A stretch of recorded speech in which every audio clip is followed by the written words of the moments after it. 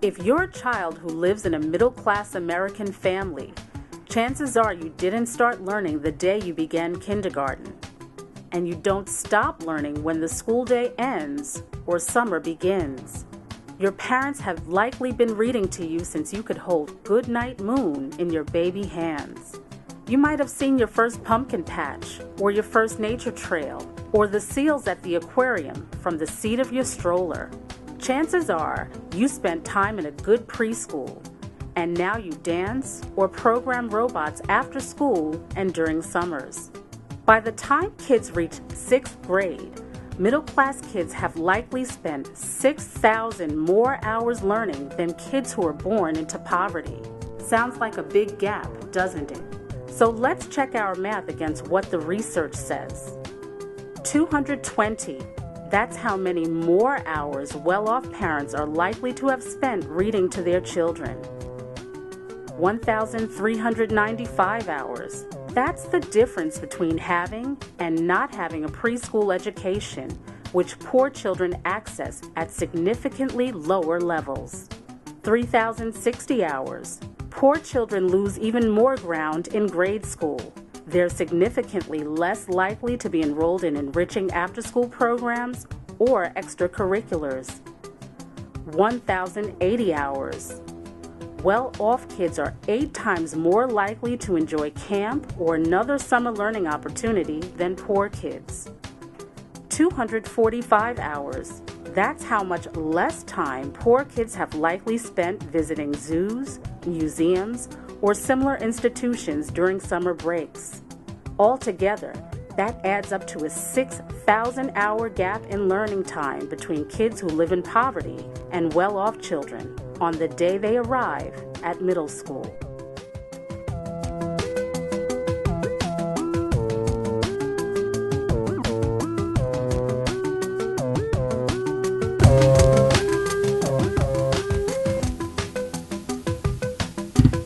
Okay, well, I want to thank the After School Corporation in New York for lending me that. And I'd like to say that I think this has been one of the best conferences I have attended in some time for a variety of reasons, kind of summed up by this and what our keynote speaker said yesterday. All kids deserve what we know works best. And you've had you're brilliant at bringing together the research of what works best and the needs of young people, in those of you, particularly the youth, who have talked about the work that they've done and the strides they've made in the youth organizations, how those can come together in a very productive way so that we can change quality of programs and of policy. I've had the opportunity to work as a director of a youth organization, as a co-founder, as Nancy said, and director of an intermediary, the Partnership for After School Organization.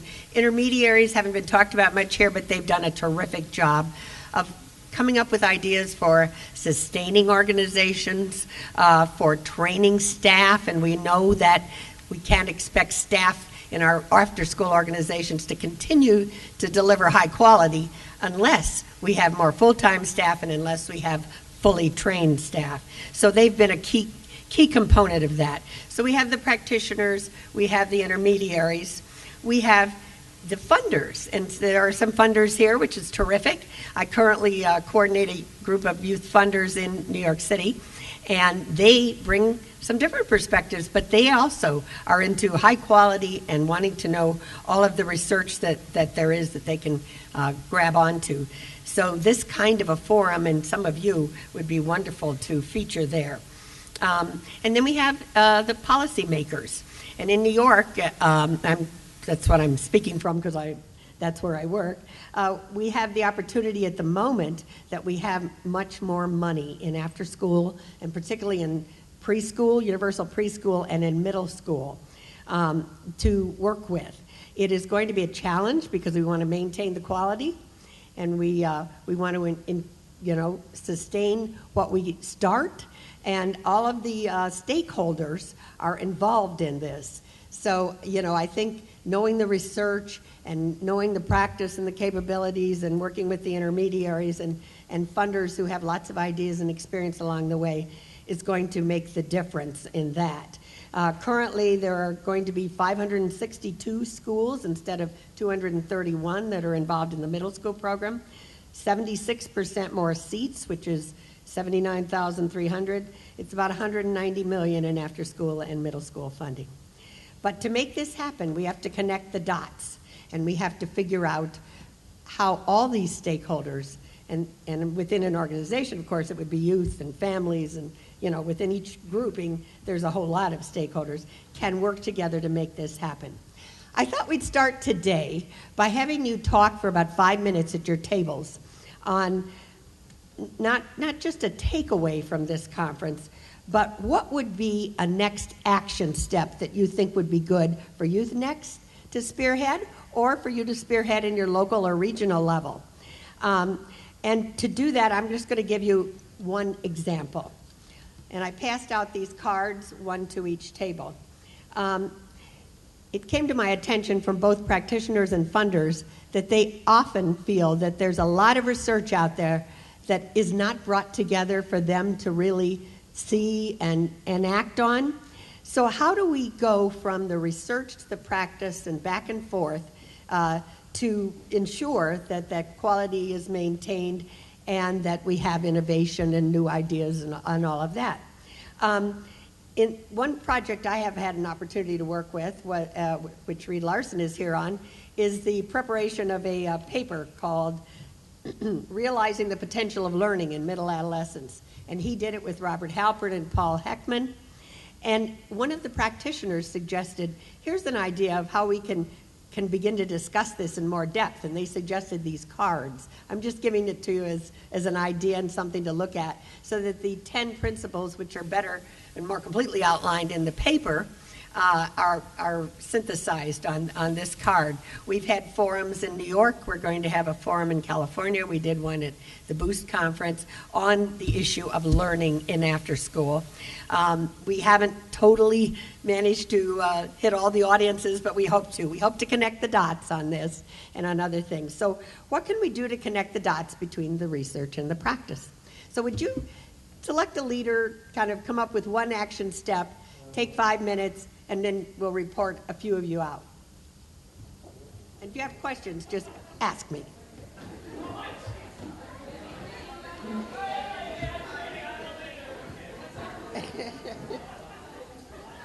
Five minutes. Yeah, we made sure. So yeah, we've got 10 minutes.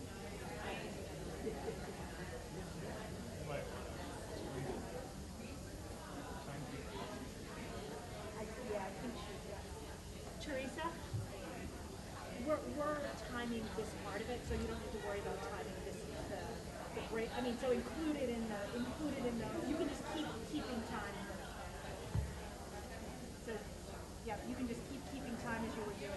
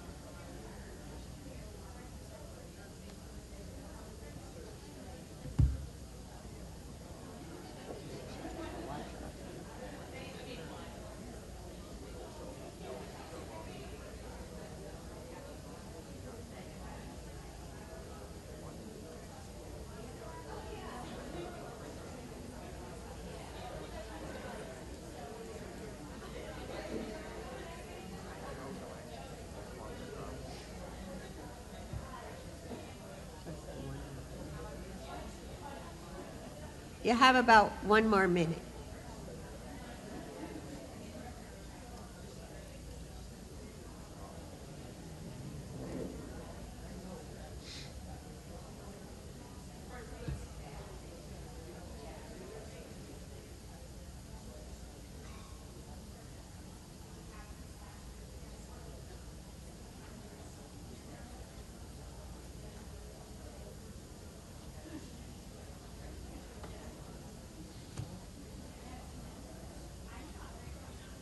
Are we ready? With something? Yeah. Okay, we'll take volunteers. Is there a table that has a good suggestion for next steps? Or just a suggestion? It doesn't have to be good. No, just any suggestion will be fine. Or do we have to call in the tables? How about that table in the back over there? And we may need microphones over there, yeah. Oh, you're... What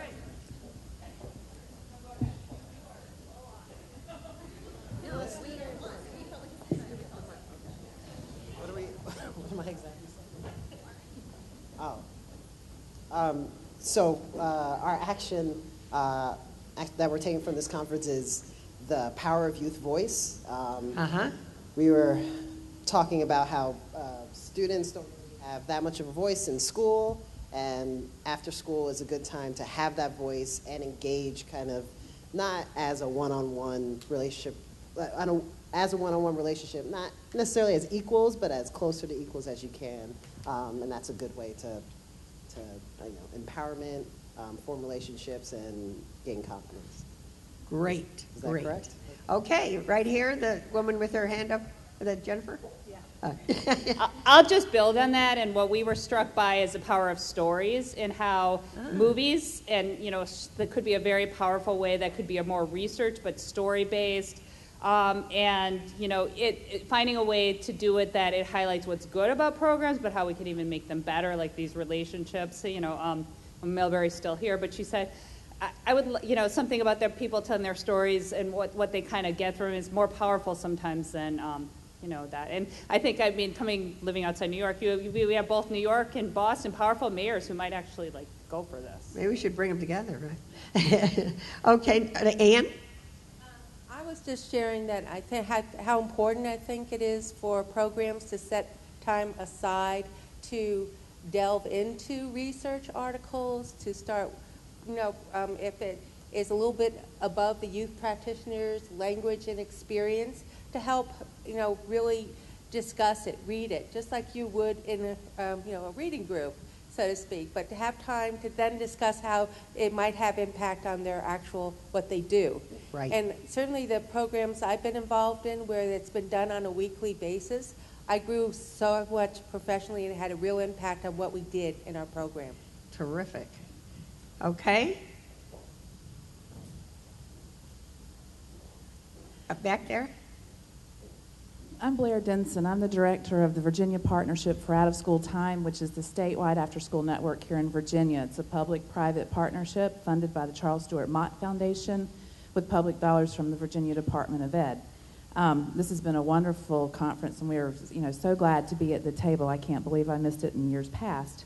What I would like to say is that we've seen a lot of opportunities here with folks from across the nation that are doing some great things, collaboration, leveraging resources and partnerships.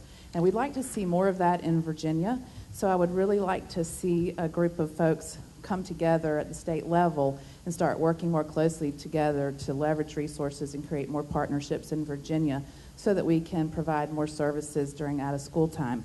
I'd also like to just give an informal announcement that in 2 weeks we're going to be hosting a statewide summit and releasing the first draft of quality standards in the state of Virginia that we hope to have adopted in 2015. And we would like a very diverse and large group of stakeholders to weigh in on those standards and to help vet them so that we have some sort of a level playing ground across the Commonwealth in which we are all sort of subscribe or adhere to at some point in time. Great. And we'd all be happy to disseminate that to our networks. I think that'd be very helpful.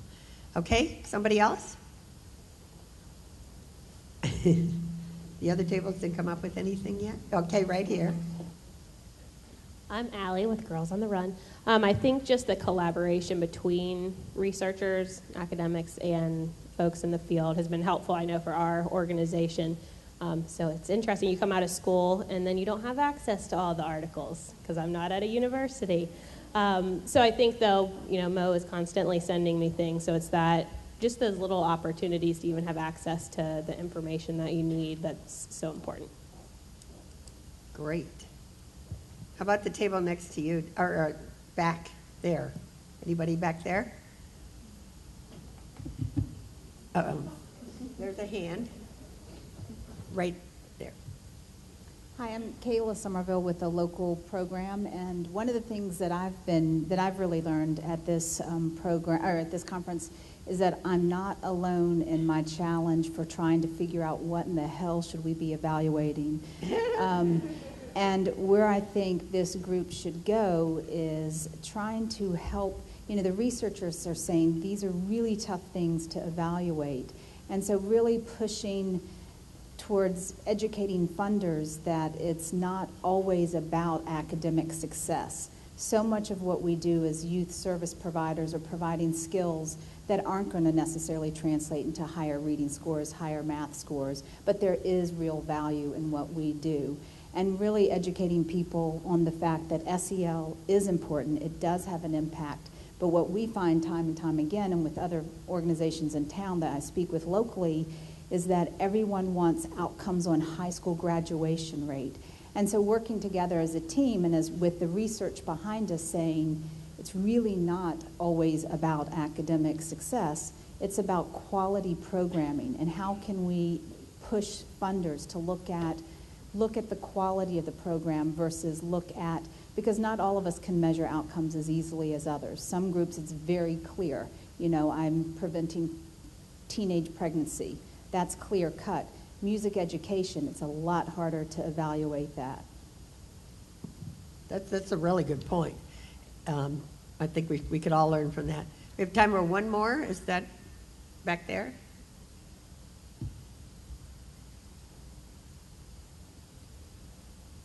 My name is Kendall Swartzentruber. I'm from James Madison University. I work for the Training and Technical Assistance Center, which works with students with disabilities.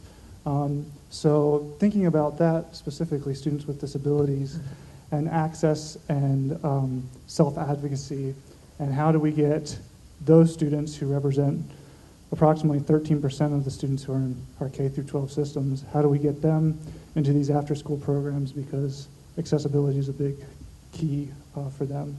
And they don't necessarily always have the folks to advocate for them. So how do we make that, give them a bigger voice in after school? Great. Well, these are great ideas. And I think the people from Youth-Nex will be following up with this, and we'll all look forward to future convenings wherever they are, because I think we know, as Brenda said and everybody in the world has said practically, it does take a village. There are many of us who are stakeholders in this field. We can make this happen, and we've got our goals set out from what we've learned here and what we know in our work, our research, our funding, and our policy making.